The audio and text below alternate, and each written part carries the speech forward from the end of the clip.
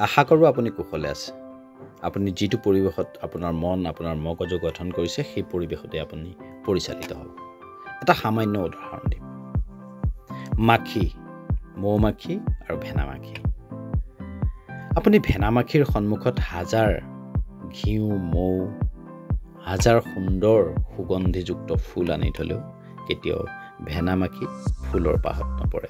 সি গেলা দুৰ্গন্ধযুক্ত জেগাই বিচাৰিব আৰু সি তাৰ পৰা সেই বিষাক্ত বস্তুবোৰ লৈ সমাজত স্প্ৰেড কৰিব। সমাজখন বিষাক্ত হ'ব। আৰু সেই একেই মাখি মৌমাখি কিন্তু তাৰ সন্মুখত হাজাৰ গেলা পচা সামগ্ৰী থাকিলেও সি সদায় ফুলৰ মৌই বিচাৰি যাব। সি সদায় গুড়ৰ মৌই বিচাৰি যাব। গুড়ৰ সুগন্ধিযুক্ত ফুলেই বিচাৰি যাব। কাৰণ সি মৌমাখি, তাৰ চৌপাশ তাৰ পৰিৱেশটো সেইধৰণে গঢ় লৈছে। কিন্তু আপুনি মানুহ, আপুনি সলনি কৰিব পাৰে আপোনাৰ পৰিৱেশ। আপোনাৰ হাততে আছে আপুনি ৰূপান্তৰ কৰিব পৰাৰ ক্ষমতা। সেইবাবেই জ্যোতিপ্ৰসাদ আগৰৱালাই কৈছিল, ৰূপান্তৰেহে জগত ধুনীয়া কৰে, ইয়ে মোৰ গায়ত্ৰী মন্ত্ৰ। আমি মানুহৰো হাতত আমাৰ সকলো শক্তি ভগৱন্তই দি পঠাইছে। আমি নিজক সলনি কৰিব পাৰোঁ। আমি আমাৰ পৰিৱেশ সলনি কৰিব পাৰোঁ। আমাৰ চিন্তাধাৰা সলনি কৰিব পাৰোঁ। আমি জন্মতে যিখন খালী টিচ লৈ আহিছোঁ, যিটো মগজ লৈ আহিছোঁ, সেই মগজটো আমি সুন্দৰভাৱে পৰিচালিত কৰিব পাৰোঁ, পৰিপূৰক কৰি তুলিব পাৰোঁ। আপোনাৰ ওপৰত ডিপেণ্ড কৰিব, মোৰ ওপৰত ডিপেণ্ড কৰিব, মই সেই ভেনামাখিটো হ'ম নে মই মৌমাখিটো হ'ম। মই ভাল জেগাত থাকিম নে মই বেয়া জেগাত থাকিম।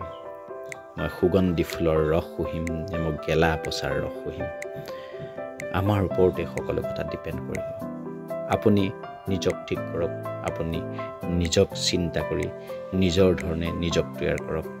আপুনি নিজেই তাৰ উত্তৰ পাব। আপোনাৰ ওপৰত নিৰ্ভৰ কৰিব, আপুনি ভেনামাখি হৈ জীৱন কটাব বিচাৰিব নে আপুনি মৌমাখি হৈ জীৱন মধুৰ কৰিব বিচাৰিব।